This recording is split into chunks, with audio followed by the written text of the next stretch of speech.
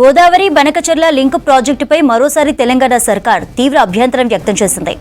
ఈ ప్రాజెక్టును అడ్డుకోవాలని గోదావరి బోర్డు పోలవరం అథారిటీకి లేఖ రాసింది. గోదావరి నుంచి 200 టీఎంసీల కంటే ఎక్కువ నీళ్లను తరలించేందుకు ఏపీ సర్కార్ ప్లాన్ చేసిందని తెలిపింది. గోదావరి బనకచెర్ల లింక్తో తెలంగాణ జలాలు తరలించేందుకు కుట్రలు జరుగుతున్నాయని తెలంగాణ సర్కార్ చెప్పింది.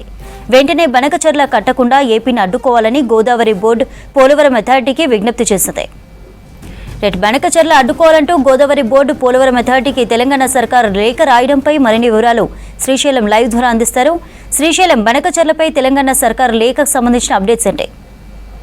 పోలవరం ప్రాజెక్టు అథారిటీ అదేవిధంగా GRMB గోదావరి రివర్ మేనేజ్మెంట్ బోర్డుకు తెలంగాణ ENC అనిల్ కుమార్ లేఖ రాశారు. దీంట్లో ప్రధానంగా గోదావరి బనకచెర్ల ప్రాజెక్టుపై ఏపీ ముందుకు వెళ్లకుండా అడ్డుకోవాలని చెప్పి ఈ రెండు బోర్డులకు కూడా ఈ లేఖలో విజ్ఞప్తి చేశారు. అయితే మొన్న జరిగినటువంటి ఈ నెల 7న GRMB సమావేశం జరిగింది. దీంట్లో ఇరు రాష్ట్రాల ENCలు అదేవిధంగా Telangana irrigation principal secretary Rahul Bojja కూడా పాల్గొన్నారు.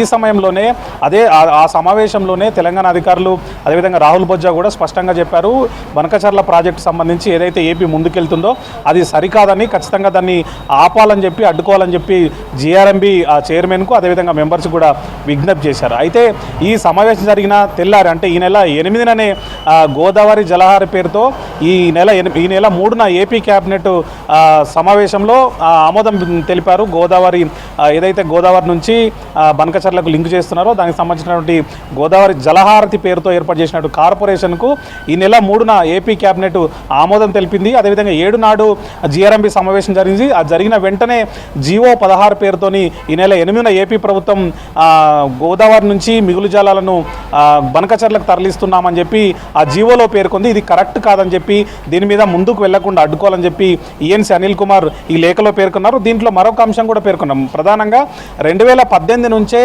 ఏపీ ఈ ఏదైతే గోదావరి బనకచెర్ల లింకు సంబంధించినటువంటి పనులు చేపట్టిందని, ఇప్పటికే ఒక స్టెప్ ముందుకు వెళ్ళిందని చెప్పి కూడా లేఖలో పేర్కొన్నారు.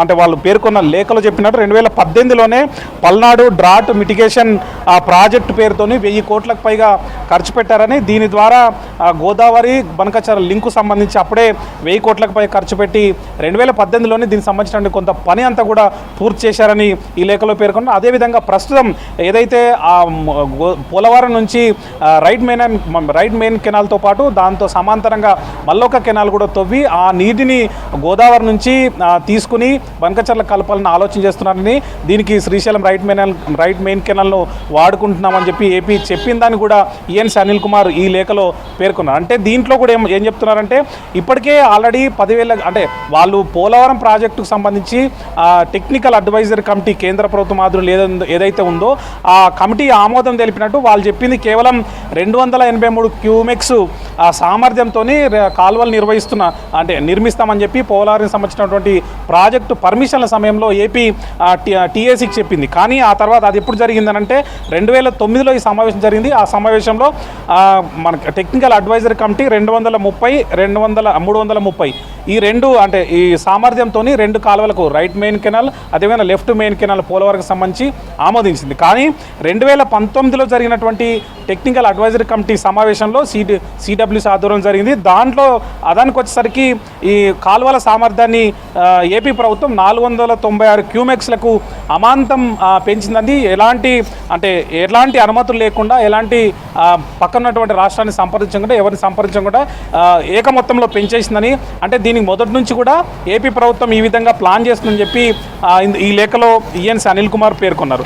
అదేవిధంగా ఇంకొక అంశాన్ని కూడా అనిల్ కుమార్ మెన్షన్ చేశారు. ఏంటి అని అంటే ఇప్పటికే ఏదైతే ఏపీకి గోదావరి జలాల్లో కేటాయించినటువంటి నీటి వాటా ఎంత ఉందో దాన్ని కాదని ఇప్పుడు ఏదైతే 2 కాలువల సమాంతరంగా తవ్వి దాని ద్వారా నీళ్లు తీసుకెళ్ళడం ద్వారా మన కేటాయించినటువంటి గోదావరి వాటర్ డిస్ప్యూట్ ట్రిబ్యునల్ కానీ అదేవిధంగా మనకు ఏదైతే ఏపీ రీఆర్గనైజేషన్ యాక్ట్ కానీ లేకపోతే అపెక్స్ కౌన్సిల్ ఏదైతే నిర్ణయం తీసుకున్నారో దాన్ని ఉల్లంఘించినట్లుగా ఏపీ ప్రభుత్వం చేపడుతున్నటువంటి చర్యలు ఉన్నాయని చెప్పి కూడా అనిల్ కుమార్ ఈ లేఖలో పేర్కొన్నారు. ప్రధానంగా చూసినట్లయితే ఇప్పటికే జియో 16 ఏపీ ప్రభుత్వం జిఆర్ఎంబి మీటింగ్ జరిగినటువంటి వెంటనే జారీ చేసిందని, జిఆర్ఎంబి సమావేశంలోనే గోదావరి బనకచర్ల మీద ముందుకు వెళ్ళొద్దు, దాని మీద ఎలాంటి సమాచారం మాకు ఇవ్వట్లేదు, ఇలాంటి పరిస్థితుల్లో ఎలా ముందుకెళ్తారని చెప్పి irrigation principal secretary Rahul Bojja అదేవిధంగా ఈఎన్సీ అనిల్ కుమార్ కూడా ఏపీని ప్రశ్నించారు గోదావరి బోర్డు సమావేశంలో. అయితే దాంట్లో వాళ్ళు చెప్పిన ఆన్సర్ ఏంటి అంటే కేవలం అది ప్రతిపాదన దశలోనే ఉంది, ఇంకా దాని మీద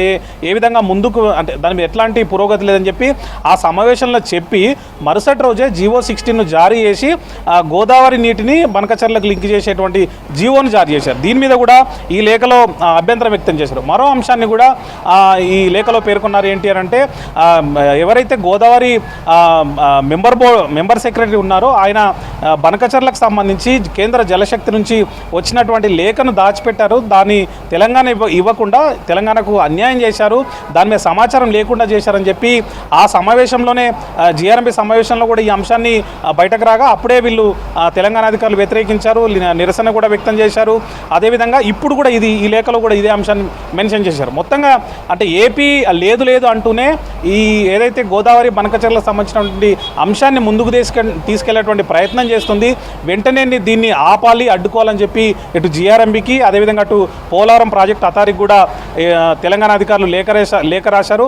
మరోవైపు గోదావరి జలాలకు సంబంధించి నీటి లభ్యత ఏ విధంగా ఉంది అనే అంశానికి సంబంధించి కూడా ఈ నెల 21న ఢిల్లీలో సిడబ్ల్యూసీ ఆధ్వర్యంలో సమావేశం జరగబోతుంది. దీంట్లో ఇరు రాష్ట్రాల అధికారులు కూడా పాల్గొనబోతున్నారు.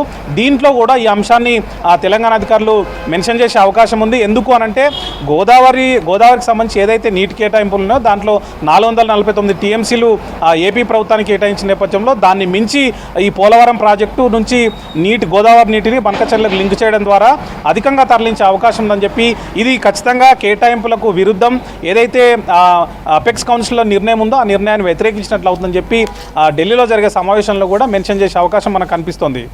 Thank you Srisailam.